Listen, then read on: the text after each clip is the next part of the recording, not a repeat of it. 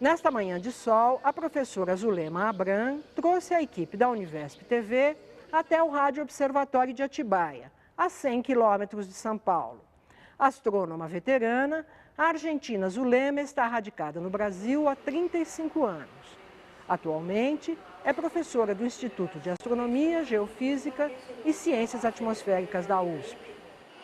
Esse radiotelescópio foi o primeiro radiotelescópio a ter uma redoma. Isso, qual é o papel da redoma? Protege. Tá bom. E com isso a estrutura fica mais leve.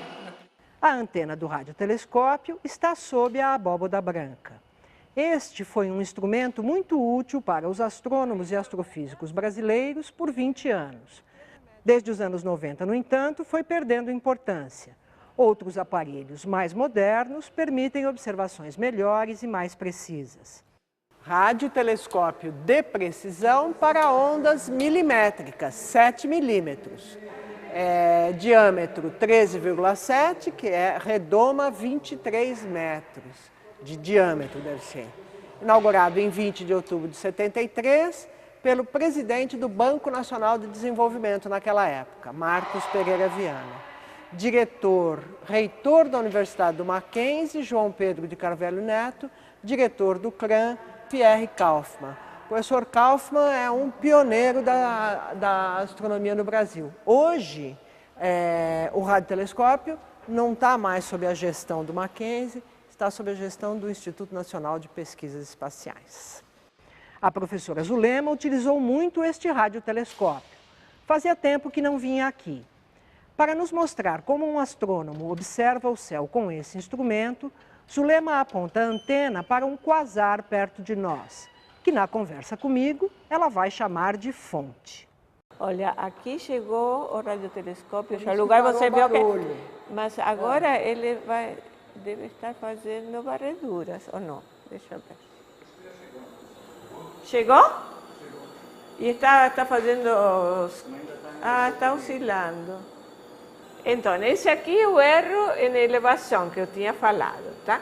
É a diferença entre onde a antena está e onde deveria estar, que é onde está a fonte, porque a fonte anda. Tá certo. Tá? A fonte anda porque a Terra anda, e porque a fonte também anda. Não, a Terra anda, a Terra que anda. Tá? Então, a gente tem que estar sempre em cima da fonte. Tá? Então, isso que o programa faz, calcula onde que está a fonte e manda a antena para esse lugar. Tá? Só que agora, além disso, eu vou andar assim na frente da fonte. Que é para justamente pegar a fonte no meio. Tá? Então, aqui você vê que ele para e dá uma oscilada, por isso o erro é grande, e aí volta para o sentido contrário. Quem sabe a gente consegue ver aqui fora.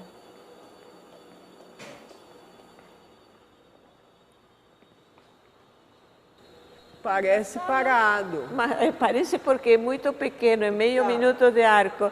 Então, enquanto a gente espera, eu ainda não sei o que é um quasar. O quasar é o núcleo de uma galáxia. Tá bom. Tá? Certamente em volta disso tem uma galáxia. Tá bom. Tá? E em volta desse, tem um buraco negro. Esse buraco negro é de mais de milhões de massas solares.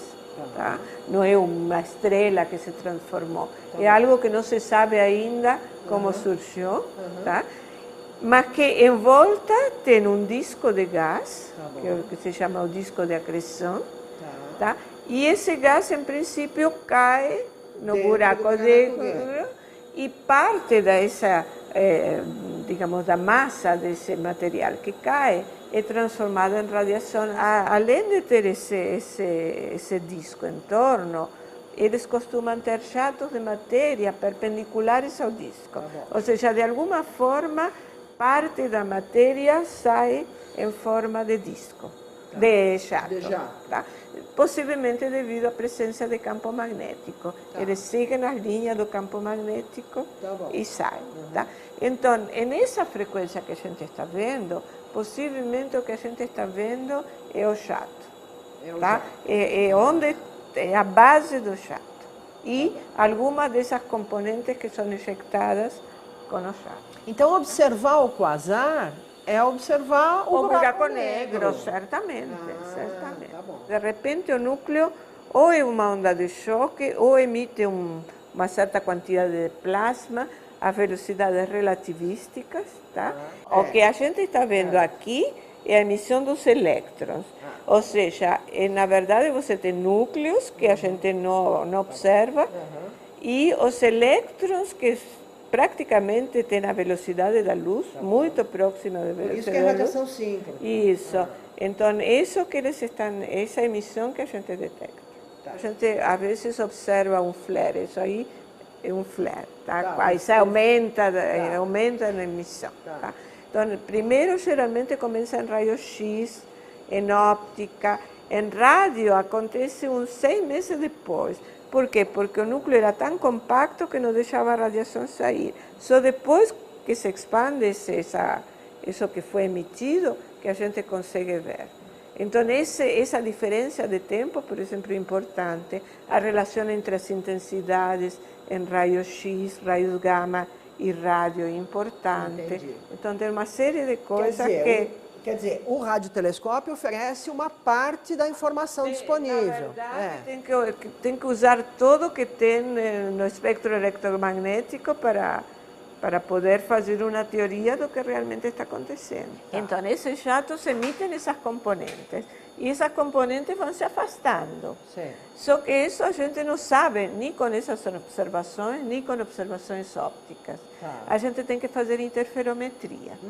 Interferometria a gente junta várias antenas, tá?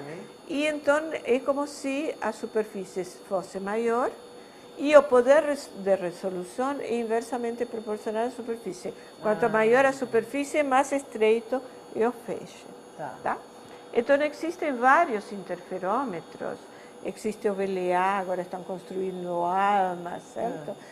Só que isso não resolvem ainda esses objetos. Tá? A gente só resolve esses objetos se a gente vai a distâncias intercontinentais.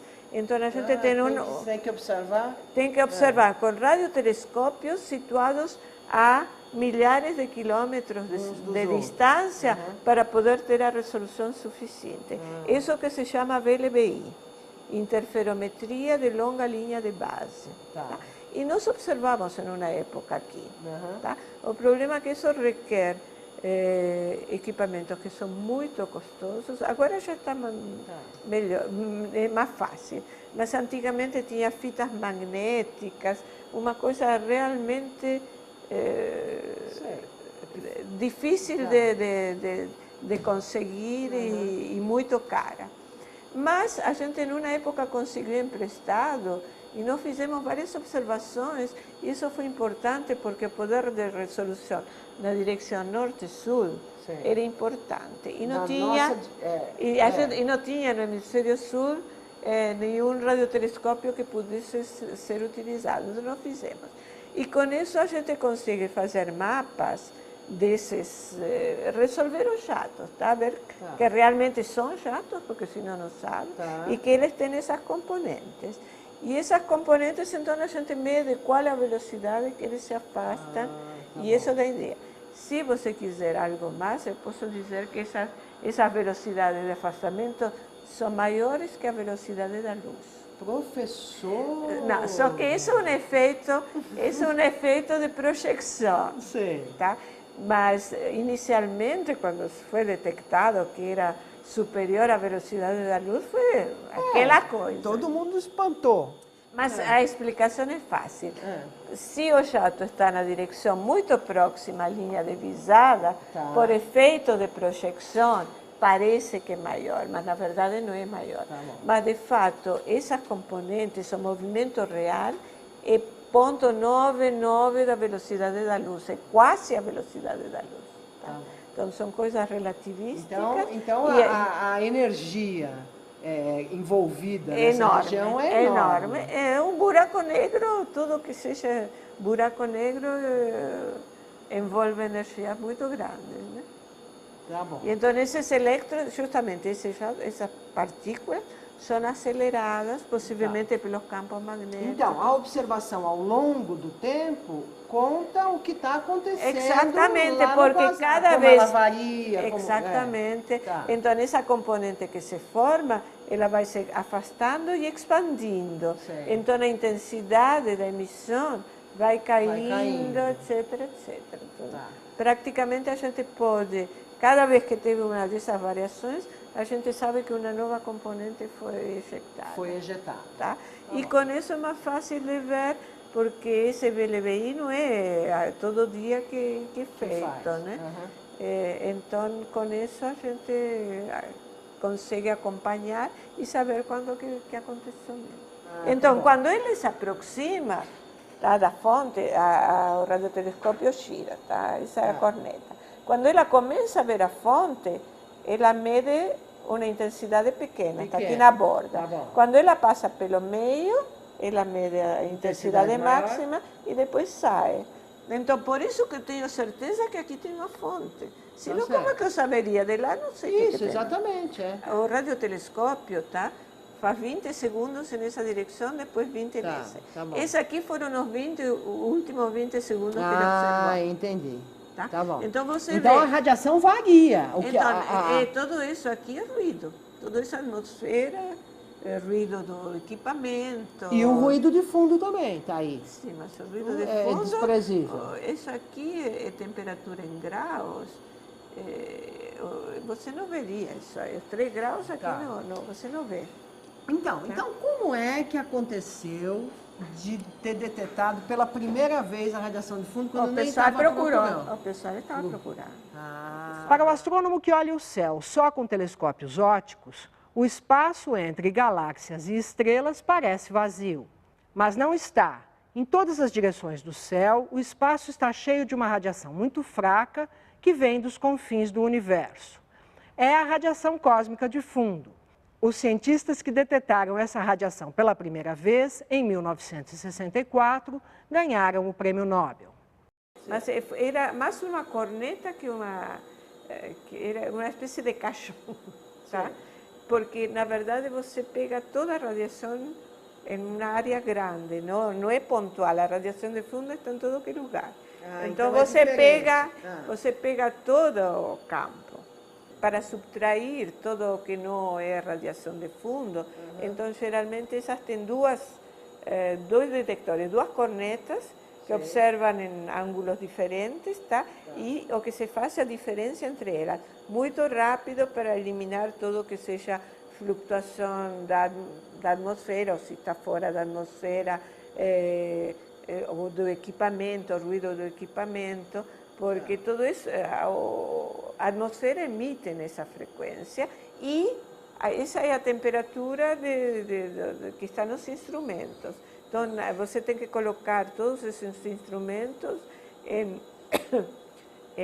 geladeiras, tá? De hélio líquido para diminuir a emissão, o ruído, tá? Térmico, o mais possível para que o que seja detectado no fim seja a radiação de fundo. As antenas de Arno Penzias e Robert Wilson só foram capazes de detectar a radiação cósmica de fundo porque eram sensíveis às ondas de rádio. No espectro das ondas eletromagnéticas, as ondas de rádio têm frequência menor do que a frequência da cor vermelha, ou seja, não são visíveis nem para nossos olhos, nem para telescópios tradicionais. Essa é a utilidade dos radiotelescópios, ver, entre aspas, o que não é luz visível. Da década de 60 para cá, as imagens que representam essa radiação cósmica de fundo foram ficando cada vez mais precisas. Isso aqui é o céu, professor? Eu sei, essa coordenada. Isso aqui é a coordenada. Não, essa é a galáxia, tá? Essa é a direção do centro da... Aqui estaria a galáxia. A galáxia. Mas não está na imagem porque foi subtraída. Porque está subtraída, é isso. E a partir da galáxia, então, tem todas as... É uma projeção de que a Terra, a gente pode abrir ela e ter aquelas projeções. É um tipo de projeção. Tá bom. É uma projeção do céu. Uma projeção do céu, exatamente. Tá bom. Bom, como o que se quis nesta imagem aqui foi mostrar a radiação cósmica de fundo, tudo teve que ser, todas as outras fontes tiveram que ser filtradas. Exatamente. Não é isso? Exatamente. Então, e aí o que a gente tem aqui? Então a gente vê as cores, as partes mais escuras, mais claras, o amarelo, o vermelho, etc. Como a senhora disse, é a flutuação em torno desse valor, média, do valor médio. Desse valor que é 2,7 Kelvin, não é isso? Sim, aqui eu acho que isso é em temperatura, sim. Isso aqui deve ser microkelvins agora. Para poder ter porque, na verdade, é muito menor que o valor da temperatura, a flutuação. Agora, a flutuação é menor que o valor da temperatura, claro. É pequena a flutuação. É pequena, é muito pequena. Agora, o que é a flutuação? Por que o interesse na flutuação, professor? Porque a flutuação dá a ideia de como que era, quão homogêneo era o universo na época que essa radiação foi emitida. Tá? Essa radiação foi emitida na época que se chama época da recombinação. Você não vê, não tem uma fonte. Ou seja, o que você mede é a diferença entre duas regiões do espaço. Depois você tem que limpar isso ainda para eliminar a contribuição das fontes conhecidas, dos quasares, de tudo que tiver, e aí que sai isso aí. Olhar, ver coisa, você não vê nada. Não, eu sei, tá? mas de qualquer isso maneira... aqui é um mapa diferencial. É a diferença com relação ao valor médio da emissão. Então, na parte azul tem intensidade menor, por exemplo, as vermelhinhas são onde a intensidade é maior, mas com relação ao valor médio. Tá bom. Porque o que isso quer mostrar é a flutuação.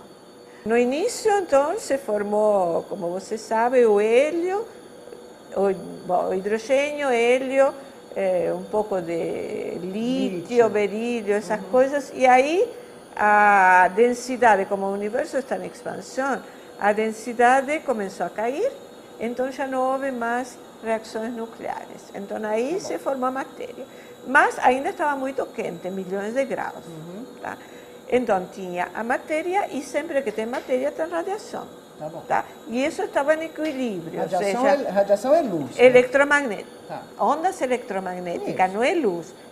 Nessa época eram raios gama. Porque não, tá bom, mas é fóton. São fótons, exatamente. Então, os fótons e a matéria estavam em equilíbrio. Tá? Até que a expansão, até que a temperatura chegou mais ou menos aos 10.000 graus Kelvin. Tá? Aí, nessa temperatura, os elétrons e os prótons, ou os átomos de hélio, é mais ou menos a época que eles viram neutros. Tá? Ficam neutros. Fica neutro. Tá. Então, como é que é o processo? Eu tenho um elétron, ele emite um fóton, passa perto do núcleo. Tá? Gruda ali. Ele gruda e emite um fóton. Tá bom. Tá? Eventualmente, se vem outro fóton, ele pode arrancar o elétron de novo. Da energia, o elétron vai embora. Tá bom. Tá? Agora, o que aconteceu? Como a coisa estava se expandindo, tá? A temperatura da radiação foi caindo. Tá bom. Os núcleos não tem nada a ver, os níveis de energia continuam sendo os mesmos. Tá. Mas a temperatura energia caindo quer dizer comprimento de onda aumentando. Isso, ou seja, a energia dos fótons, essencialmente, foi caindo. Tá? Então, esses fótons que poderiam ionizar o hidrogênio não existem mais. Tá. Tem uma energia ionizar menor. Quer dizer tirar o elétron. Tirar o elétron. Tá? Então, não existem mais. Tá? Então, o que acontece? O material permanece neutro e os fótons não interagem mais com ninguém porque não tem com quem interagir. Tá? Então, isso que a gente está vendo. Tá, então são esses fótons desse momento desse momento que a gente está vendo agora. Tá? Como a gente está em expansão, tá? E a gente está vendo lá aquela parte lá, então a gente vê cada vez mais um deslocamento para comprimentos de onda maiores. Sim, porque Tá. está expandindo Então, e a onda vai ocupando o espaço. Exatamente. Então Tá. vai diminuindo a energia e isso que a gente está vendo. Tá, porque Tá. o número de fótons é o É o mesmo. mesmo, exatamente. Tá. Então, essas flutuações aqui Aham. vêm dessa época. Então, se o É universo como se fosse um retrato. do que tinha lá. Tá? Então, se nessa época as coisas eram muito inhomogêneas, ou seja, aí a gente veria montes de coisas. Monte de caroço. Exato. É. Como são muito poucos, isso quer dizer que nessa época o universo era muito homogêneo. Tá. E as pequenas inhomogeneidades que a gente vê refletem o que tinha nessa época. Quando essa imagem apareceu? Essa imagem valeu um prêmio Nobel, né? Pois é. Foi prêmio Nobel em 2006. É. Por quê? O que tem de tão importante nisso, Bom, professor? nunca tinha sido feita uma coisa dessa, né? Ou seja, aqui foi mais a parte experimental, né? Que é um trabalho muito grande, né? No alto da antena do radiotelescópio, o que capta os sinais do céu são as cornetas.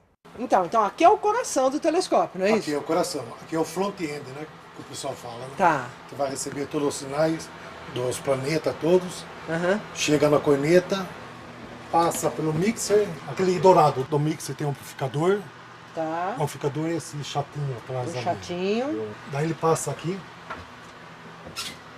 nesse conjunto aqui que é detetor e é atenuador. Aqui é a caixa detetora, Aham. recebe todos os sinais de lá e manda lá para a sala de E comando. desce para os computadores da sala de comando. Desce, daí é tudo lá para baixo.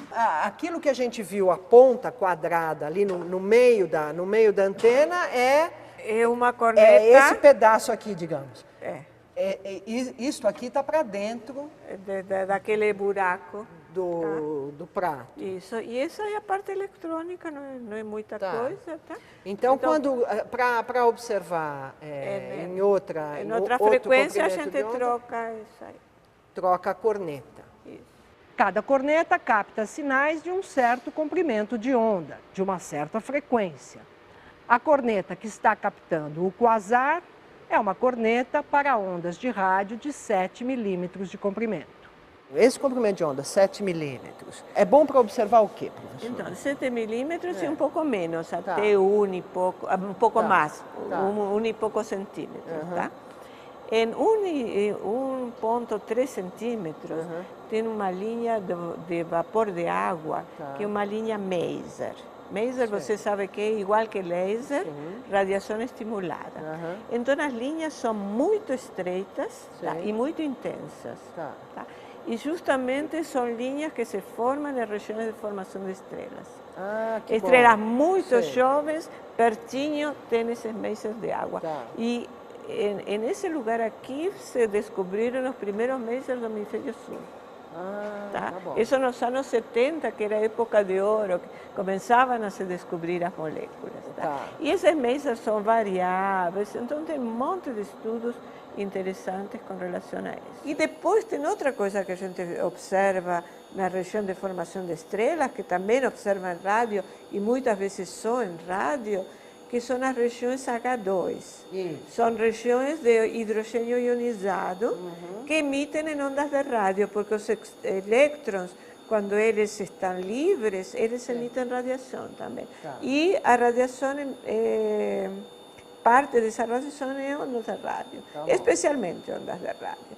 E por que é importante? Porque igual que os berçários das estrelas, que a gente tem que olhar no infravermelho, porque a poeira oculta a emissão, essas regiões H2 emitem especialmente na faixa óptica do espectro, a linha de H-alfa, que é a linha do hidrogênio, uma transição do hidrogênio, né?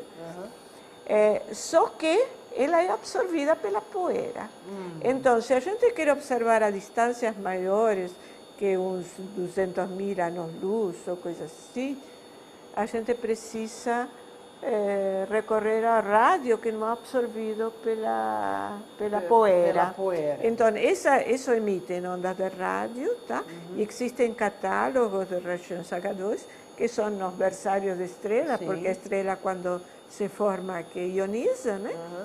E tudo isso aí a gente pode ver para outro lado da galáxia, nos confins da galáxia, que a gente consegue observar em rádio. Com rádio. Com rádio. Ou seja, a importância da rádio é que ela não é absorvida pela poeira, a emissão.